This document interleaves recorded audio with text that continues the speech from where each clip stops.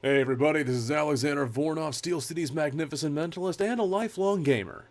For years, I've been an advocate of games as art, and I realize it's high time I put my money where my mouth is, and contribute to the conversation. Over the holidays, I picked up a copy on Steam of Telltale Games' The Wolf Among Us Season 1, and I love it! So this video, and the next, are an artistic analysis of some of the choices the dev team made. Let's start with something easier to digest. A lot of gamers clamor to know all about the graphics, but that to me is a rather silly thing to fixate on in an era where photorealistic graphics have plateaued due to economic limitations. One of the virtues of animation is the liberty it gives to favor realism or stylization as part of the overall art direction, and that leads us to The Wolf Among Us.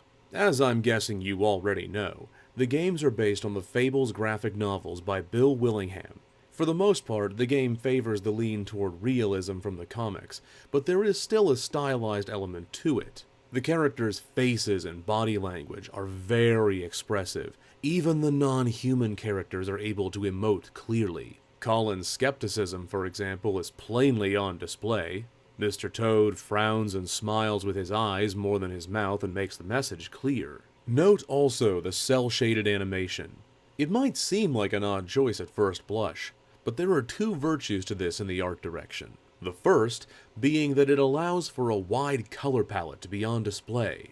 This calls to mind the graphic novel origins of the setting, as well as giving us visuals as colorful as the characters themselves. Consider, for example, the lurid, saturated colors of the pudding and pie. The color palette in the Foundry where Bigby has his showdown with Bloody Mary practically radiates the intense heat you would expect from an industrial set piece. This helps evoke the modern fantasy atmosphere that is at the root of the game. But the story we're told is a neo-noir murder mystery. Film noir evolved out of the German expressionism of the silent film era and used intense contrast between light and shadow to create a strong sense of secrecy and duplicity. And The Wolf Among Us does indeed make use of strong contrast between colorful lighting and deep shadows to give scenes more definition and visual punch. Consider the caverns of the business office where the witching well is located. The contrasts in the cut-above butcher shop between the shadowy meat locker and the warmer, more oppressive lighting of the lab where fables are kept enslaved. How about the intense shadows in the room where you first confront the Crooked Man? These may seem like small details, but they're the sort of things you would miss if they weren't there.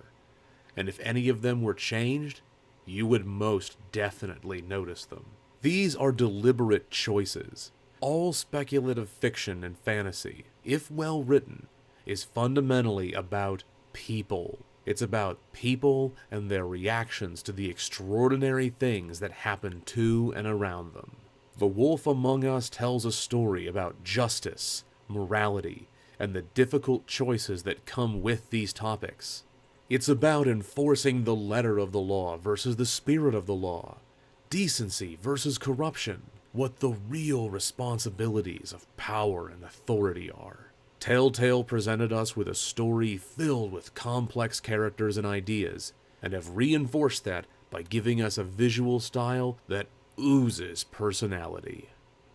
On that note, the next video will be talking about the characters, and how The Wolf Among Us wisely emphasizes them as one of the greatest assets of the adventure game genre.